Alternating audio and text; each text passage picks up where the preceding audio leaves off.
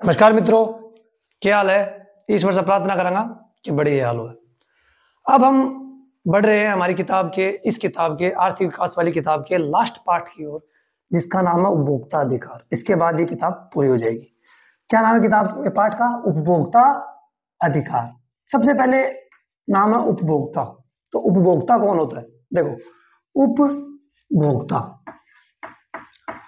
उपभोक्ता यानी जो वस्तुओं का उपभोग करता है, वस्तुओं का उपभोग करता है।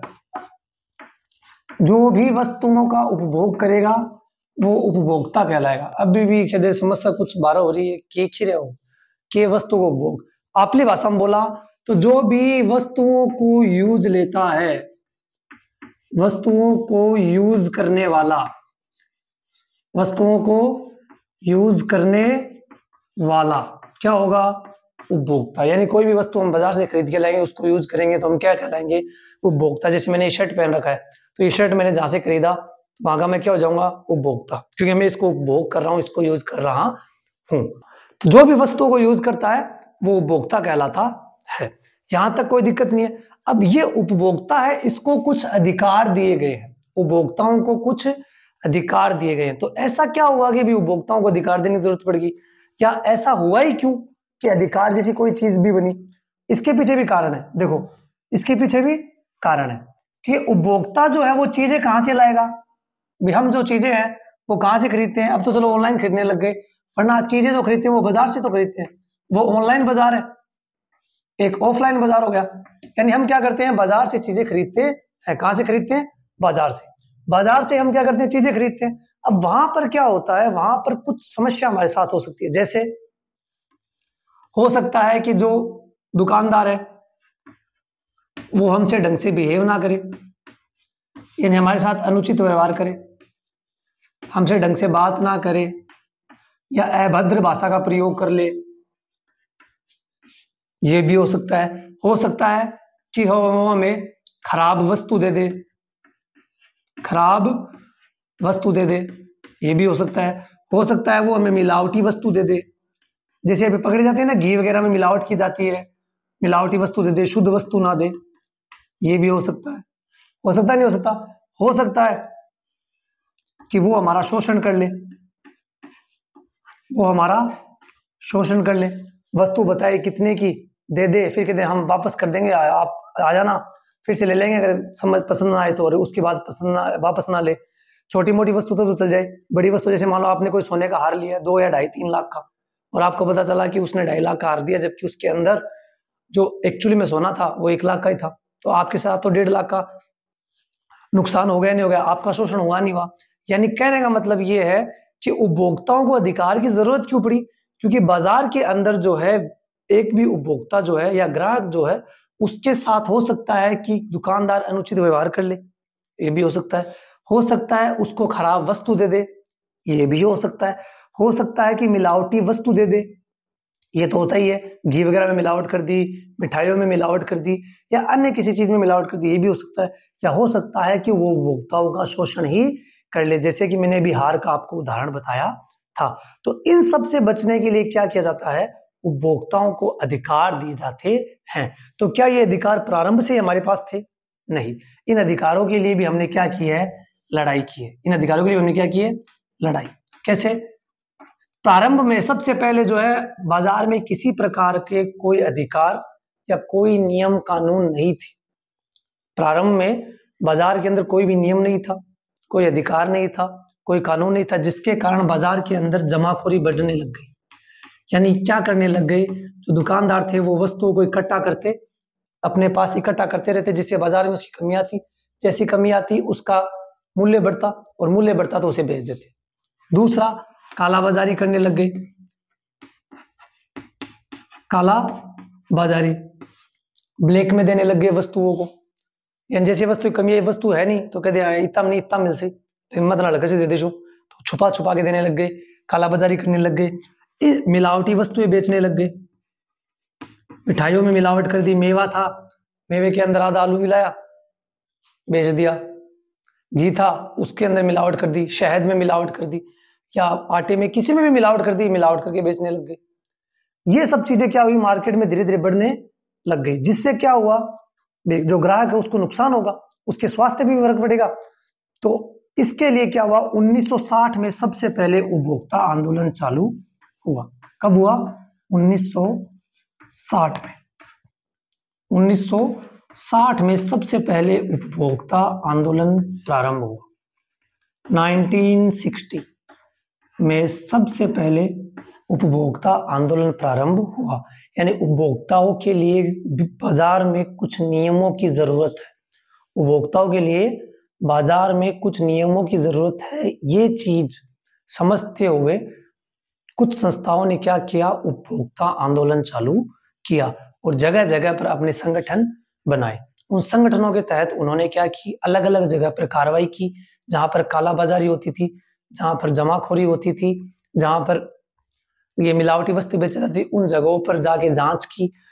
लोग पुलिस को या फिर अन्य जो संस्थाएं थी उनको जागरूक किया कि देखो ये इस प्रकार से मिलावट हो रही है, इससे ग्राहक को नुकसान हो रहा है। और इन संगठनों ने लगातार काम करना चालू किया, जिसे उपभोक्ता आंदोलन का नाम दिया गया। 1960 से इन्होंने काम करना चालू किया और लगातार इस मुद्दे के ऊपर जो है सरकार का ध्यान दिलाना प्रारंभ किया। और लगातार जब ये चीजें चलती रही तो सरकार पर दबाव बना और अंत में 26 साल बाद 1986 में 26 साल बाद 1986 में सरकार ने एक कानून बनाया, सरकार ने एक नियम बनाया जिसे उपभोक्ता सुरक्षा अधिनियम कहा गया। क्या कहा गया, उपभोक्ता सुरक्षा अधिनियम। उपभोक्ता सुरक्षा अधिनियम, इसकी शॉर्ट फॉर्म है कोपरा। कोपरा यानी उपभोक्ता सुरक्षा अधिनियम दिया गया 1986 में। जब सरकार पर दबाव लगातार बढ़ता गया तो सरकार ने उपभोक्ता सुरक्षा अधिनियम यानी उपभोक्ताओं को कुछ सुरक्षा के अधिकार दिए गए। अब हमें उन्हीं अधिकारों को पढ़ना है कि सरकार ने कौन कौन से अधिकार जो हैं वो उपभोक्ताओं को दिए। तो देखो, उपभोक्ताओं को मुख्यतः 4 अधिकार मिले, जिनमें से 3 अधिकार समझने योग्य है और चौथा अधिकार समझने नहीं, लड़ने के योग्य है।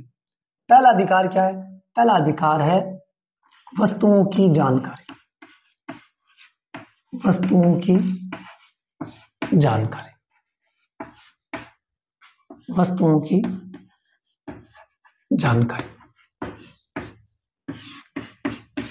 वस्तुओं की जानकारी के अंदर सरकार ने जो भी वस्तु निर्माता है उनको साफ साफ ये निर्देश दिया कि प्रत्येक ग्राहक को ये जानने का अधिकार है कि वो जो वस्तु यूज ले रहा है उस वस्तु के अंदर क्या क्या मिला हुआ है, क्या क्या मिला हुआ है। क्या नियम लागू किया, पहला कि उस वस्तु के अंदर क्या क्या यूज किया गया है इसकी पूरी जानकारी उस पैकेट के ऊपर जो आपने बनाया है उस पर लिखी हुई होनी चाहिए। दूसरा, वो बना कब था, यानी बनने की तारीख, जिसे हम मैन्युफैक्चरिंग डेट भी बोलते हैं, जिसे हम मैन्युफैक्चरिंग डेट भी बोलते हैं। बनने की तारीख क्या है, दिनांक क्या है, वो लिखी हुई होनी चाहिए। उसकी बेच संख्या लिखी हुई होनी चाहिए कि वो कब बनकर तैयार हुआ था, कौन सी बेच संख्या में होता। साथ साथ उसके अंदर उसकी एक्सपायरी डेट, उसकी यानी वो कब खराब होगा, कब उसको यूज नहीं किया जा सकता, वो एक्सपायरी डेट भी लिखी हुई होनी चाहिए।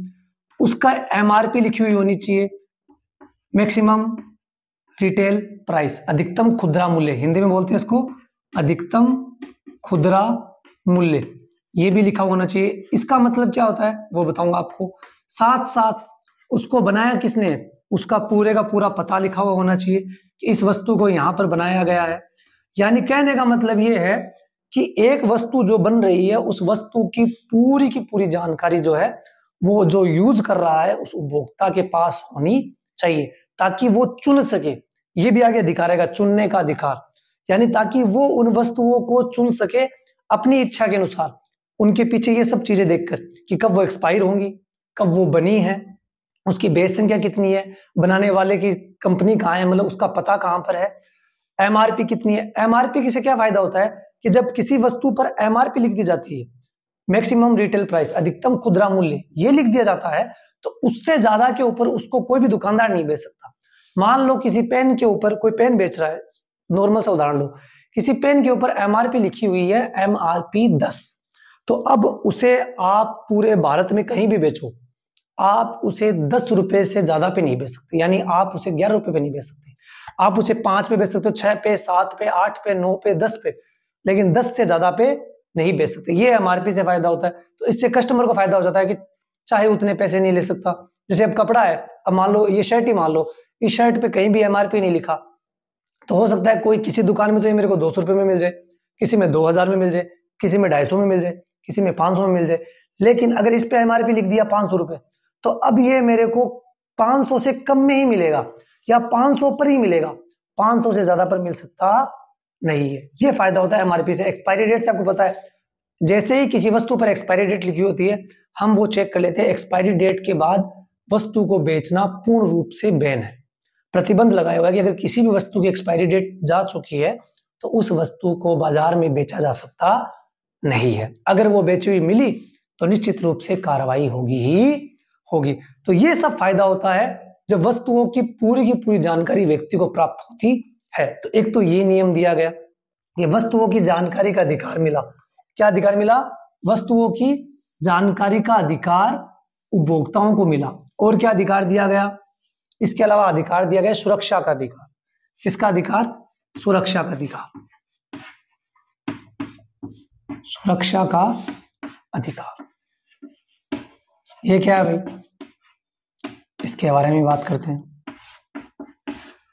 देखो, सुरक्षा के अधिकार का क्या मतलब है? सुरक्षा के अधिकार का मतलब है कि कुछ वस्तु ऐसी होती हैं जिनके अंदर जान माल का नुकसान होने की संभावना रहती है, जैसे कि गैस सिलेंडर हो गया, जैसे कि प्रेशर कुकर हो गया।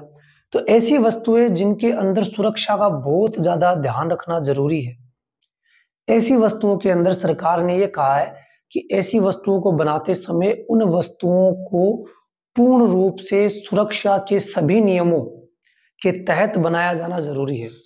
अगर किसी भी नियम का उल्लंघन हुआ या वस्तु के अंदर सुरक्षा के अंदर लापरवाही की गई और वो पकड़ी गई, तो निश्चित रूप से इसका भुगतान जो है वो उस कंपनी को जिसने बनाया है उसको करना ही पड़ेगा। जैसे मान लो आपने कभी प्रेशर कुकर देखा हुआ, तो प्रेशर कुकर के अंदर एक सेफ्टी वोल्व लगा हुआ आता है। क्या आता है? एक सेफ्टी वोल्व लगा हुआ आता है। अगर वो सेफ्टी वोल्व अच्छी क्वालिटी का नहीं बनेगा तो निश्चित रूप से उस कुकर के फटने का, उड़ने का डर रहेगा। तो सरकार ने ये नियम बनाया हुआ है कि जैसे अब उसके कारण अगर किचन में कोई काम कर रहा है, वो अचानक से फट गया, अचानक से उड़ गया, तो उससे कितना नुकसान हो सकता है। तो वो नुकसान ना हो। एलपीजी सिलेंडर है, अगर वो ढंग से ना बनाए जाए या उनके अंदर से कहीं भी गैस लीक हो जाए तो उससे कितना बड़ा हादसा हो सकता है। तो ऐसी चीजों को बकायदा सुरक्षा अधिनियमों के तहत बनाया जाना जरूरी है ताकि उससे जान माल का नुकसान ना हो। ये भी हमें अधिकार मिला हुआ है, सुरक्षा का अधिकार। और तीसरा अधिकार है चुनने का अधिकार। चुनने का अधिकार। चुनने का अधिकार के अंदर क्या होता है कि इसके तहत हम पे कोई भी कंपनी हो, चाहे वो कुछ भी हो, वो हम पर किसी भी प्रकार का कोई भी प्रेशर नहीं डाल सकती, कोई भी दबाव नहीं बना सकती कि आपको मेरी ही वस्तु लेनी पड़ेगी। ऐसा कोई दबाव नहीं बना सकती। जो उपभोक्ता है, जो कंज्यूमर है, वो पूर्णतः स्वतंत्र है अपनी वस्तु को खरीदने के लिए। उसे जिस वस्तु को लेने का मन होगा वो वही वस्तु लेगा। इसी कारण से एडवर्टाइजमेंट बनाए जाते हैं, विज्ञापन बनाए जाते हैं।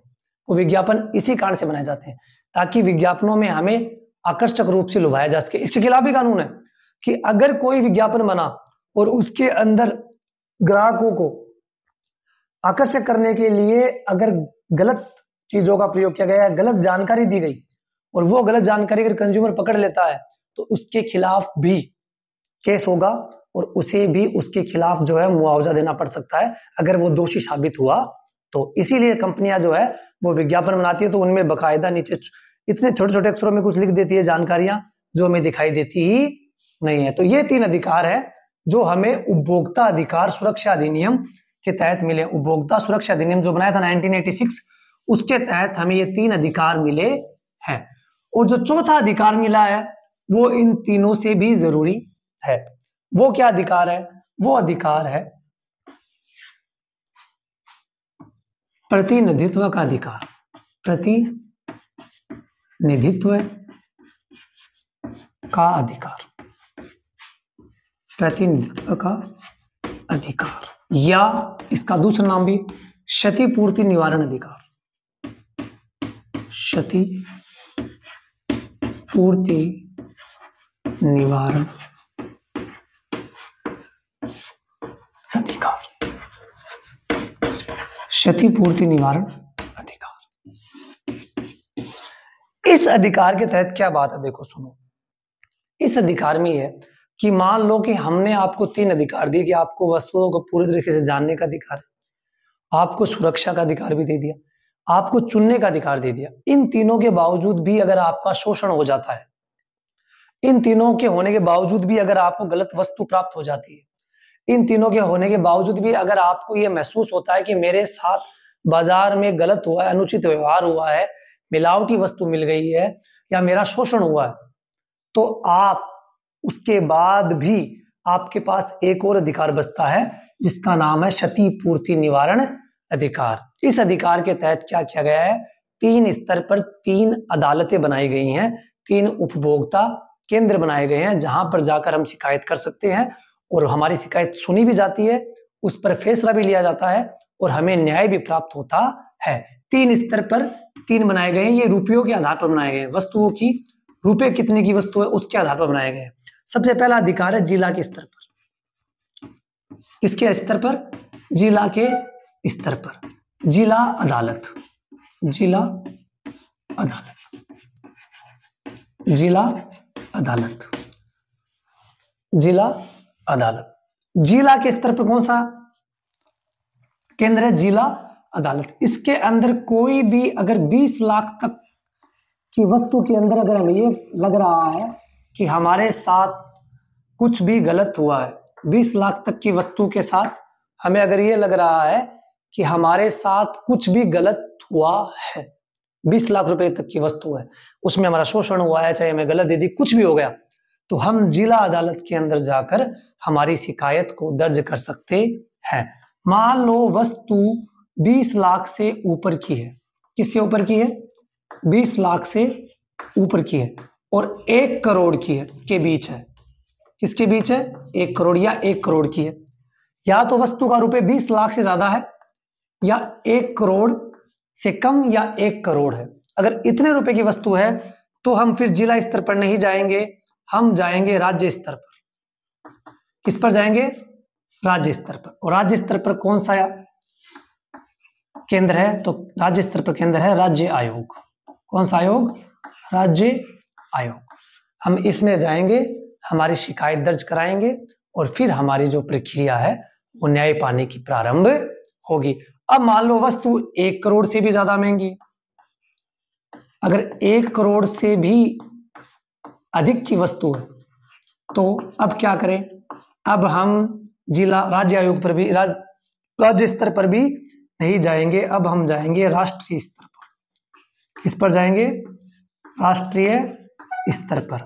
और राष्ट्रीय स्तर पर कहाँ जाएंगे? तो राष्ट्रीय स्तर पर जाएंगे हम राष्ट्रीय आयोग में। कहाँ जाएंगे? राष्ट्रीय आयोग में। कहाँ जाएंगे? राष्ट्रीय आयोग के अंदर जाएंगे और वहां पर जाकर अपनी शिकायत दर्ज कराएंगे। तो इन पैसों के आधार पर जो है हमें एक अधिकार और दे दिया कि इनके बावजूद भी गलत हो तो आप इन अदालतों में जाओ और जाकर अपना केस लड़ो, आपको न्याय निश्चित रूप से मिलेगा। अब सपोज करो आपकी वस्तु 20 लाख की है और आपने जिला स्तर पर केस कर दिया, लेकिन उसका जो निर्णय है उससे आप संतुष्ट नहीं हो, तो कोई दिक्कत लेने बात नहीं है, आप राज्य स्तर पर भी जा सकते हैं और राज्य के बाद में राष्ट्रीय स्तर पर भी जा सकते हैं। लेकिन राष्ट्रीय स्तर पर जो भी आपको फैसला सुना दिया गया उस फैसले को आपको मान्य करना ही पड़ेगा। वो कोर्ट वाली बात है कि अगर जिला कोर्ट ने, डिस्ट्रिक्ट कोर्ट ने अगर कोई फैसला सुनाया, आपको पसंद नहीं है, आप राज्य स्तर पर जाओ, यानी हाई कोर्ट में जाओ। हाई कोर्ट में पसंद नहीं आया तो आप सुप्रीम कोर्ट में जाओ। लेकिन अगर सुप्रीम कोर्ट ने भी वही फैसला रखा या अलग फैसला दे दिया, जो भी फैसला दिया वो फैसला मान्य करना पड़ेगा। वही सेम का सेम सिस्टम इसके अंदर है। यहां तक मेरे अनुसार कोई दिक्कत नहीं होगी। इसके अलावा भी सरकार ने एक व्यवस्था हमारे लिए और की है। क्या व्यवस्था की है? देखो, सरकार ने ये व्यवस्था की है